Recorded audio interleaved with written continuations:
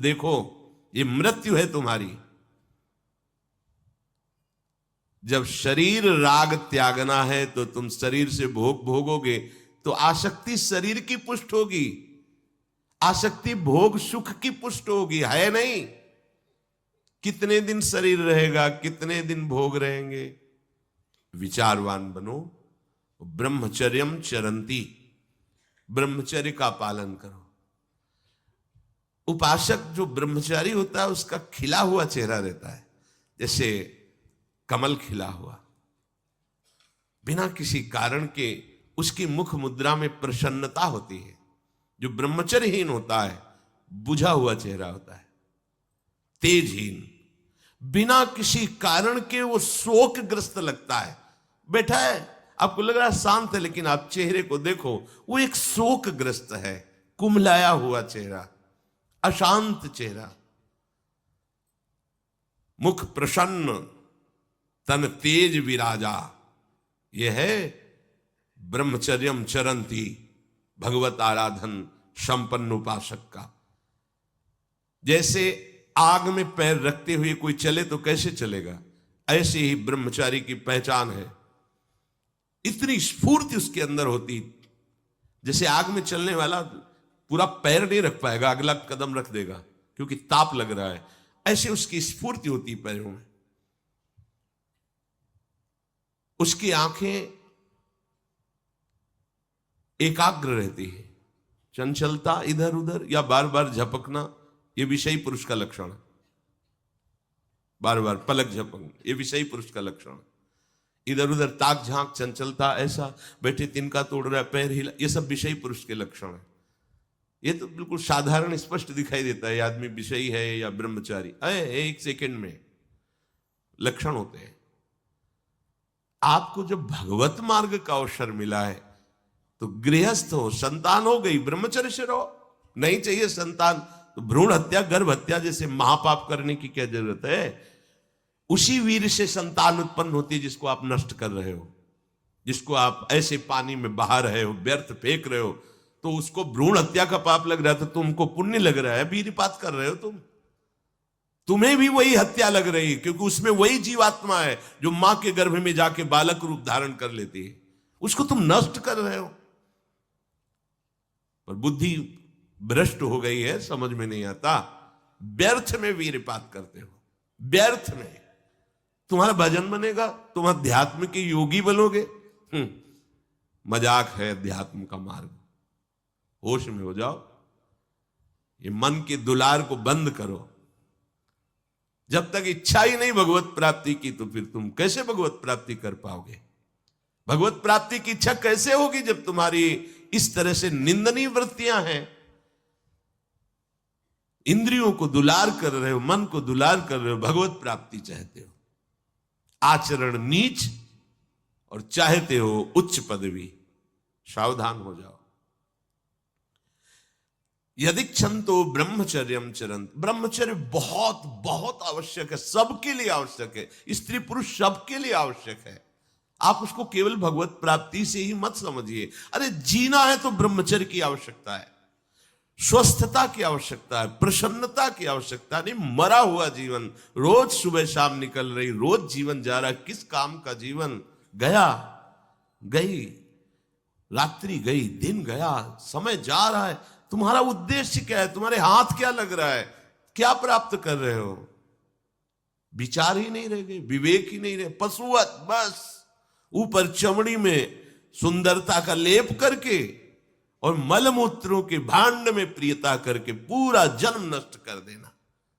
कैसी धिक्कारमयी बुद्धि हमारी है। जहां हमें मुक्त होना चाहिए वहां मांग क्या रहे। कोई बिरला ही मुक्त होना चाहता है, वो बिरला वही होता है वीतरागाहा, जिसका राग नष्ट हो गया है, वो वैराग्यवान चाह करता है भगवत प्राप्ति की।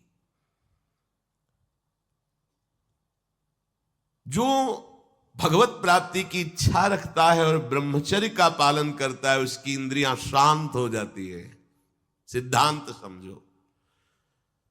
खूब भगवत भजन करो, चाहे गृहस्थ हो चाहे विरक्त। संतान उत्पत्ति की आवश्यकता है तो ब्रह्मचर्य नष्ट करो, नहीं तो गृहस्थ में भी ब्रह्मचर्य रहा जा सकता है। हर समय थोड़ी तुम्हारे अंदर विकार रहता है। बहुत सात्विक गृहस्थ हमने दर्शन की, बहुत सात्विक, पर अब तो ऐसा देखना सुनना बोलना खाना पीना हो गया है कि ब्रह्मचर्य तो एक स्वप्न जैसी बात है, कोई इसे धारण ही नहीं करना चाहता। उसका कुपरिणाम सब भोग रहे हैं, सब भोग रहे हैं। नई अवस्था है, पता नहीं चलता है कि इसका जीवन का क्या उद्देश्य है, ये जीवन क्या है, समझ में नहीं आ रहा। मतलब कोई बाहरी संसारी हो तो चलो, बेचारे को मार्ग नहीं पता है, रोज सत्संग सुनते हैं, उनको यह पता नहीं कि मेरा उद्देश्य क्या है। अभी तक कैसे यही समझ में नहीं आता, उद्देश्य क्या है तुम्हारा। भोग उद्देश्य है तो नाटक क्यों कर रहे हो, जाओ मरो जाके भोगों में। अगर योग उद्देश्य है तो फिर चूक क्यों कर रहे हो, आगे बढ़ो। संपूर्ण इंद्रियां शांत हो जाती उसकी जिसके अंदर भगवत प्राप्ति की इच्छा और ब्रह्मचर्य पालन। शब्द याद करो, ये शास्त्र है। यही तो हम चाहते हैं, इंद्रियां शांत हो जाए, यही चाहते हैं हम। भोग नहीं चाहते हम सब। हमारी इंद्रियों में जब वेग आता है तो हम परेशान हो जाते हैं, ये कैसे शांत होंगी। तो पूर्वाभ्यास रहा है, यही रास्ता रहा है कि जब वेग आवे तो इंद्रियों से भोग करो तो शांति मिल जाएगी, ऐसा। और ये उल्टा है, त्यागात शांतिरंतरम। भोग का वेग आए, सह जाओ तो शांत हो जाओ। पर उल्टा बात हमारी बुद्धि सिखाती है कि भोगों को भोगो तो शांति मिल जाएगी। और भगवान कह रहे जिन्होंने रचना रची इंद्रियों की और भोगों की भी, वो कह रहे त्यागात शांतिरंतरम। तुम उनका त्याग कर दो तो शांति को प्राप्त हो जाओगे। चाहते हम शांति ही है, पर हमारी दुर्दशा है। एक आदमी गंगा के किनारे शांत बैठा, गंगा की तरंगों में आनंद ले रहा था। उसका मित्र आया, ओ कैसे बैठे हो, शांत बैठे। अरे नहीं भाई, कुछ करना चाहिए। वो चुप, बोलो ना, कुछ करना चाहिए। करने से क्या होगा, कुछ करोगे तो पैसा मिलेगा। पैसे से क्या करेंगे, भोग सामग्री लेंगे। भोग सामग्री से क्या करेंगे, भोगेंगे।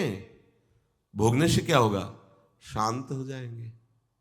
बोले तुम्हारी गलत बात है, भोगों से शांति तो प्राप्त नहीं होती। मैं अभी शांत बैठा हूं और तुम मुझे अशांति की प्रेरणा दे रहे हो कि कुछ करो, धन मिलेगा, उससे भोग मिलेगा और भोग के बाद शांति मिलेगी। ऐसा कभी हो ही नहीं सकता। भोगों के भोगने से अशांति और तृष्णा पैदा होती है।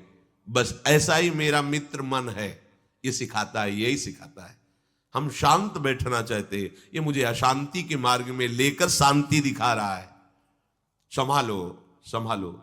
सबसे चूक हो सकती है, चूक को संभाल ले वही साधक है।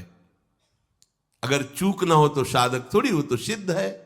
साधक का शब्द ही है कि वो साधना कर रहा है, उससे चूक हो सकती है, पर वो चूक पुनरावृत्ति में नहीं आनी चाहिए। एक बार चूक हो गई, संभाल लिया।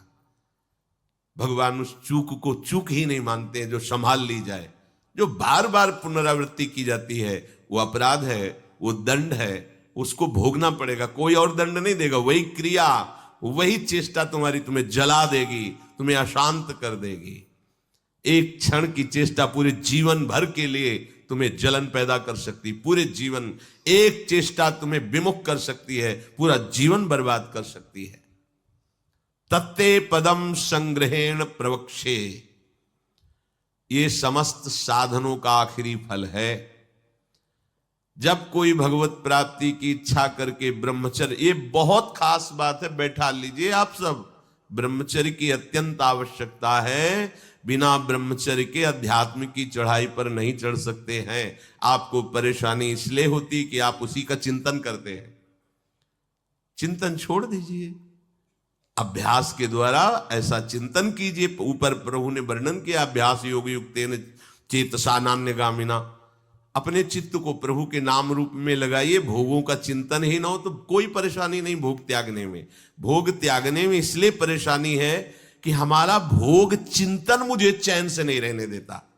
अंदर से देखिए, कोई भी भोग क्रिया होने के पहले उस भोग में तदात्म होता है और चिंतन होता है, क्रिया बाद में होती है, सब कार्य पहले हो जाता है चिंतन के द्वारा।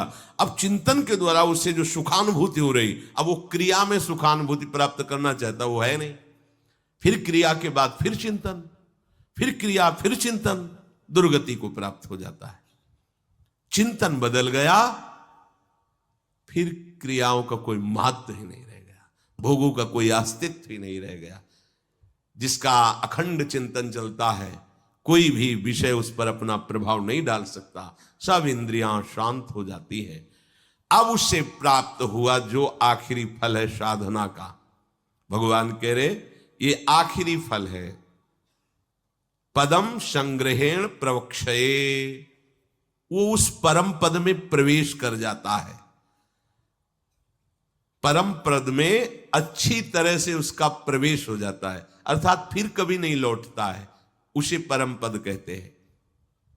सर्वद्वाराणि संयम्य मनोहृदि निरुध्य च मूर्धन्याधायात्मनः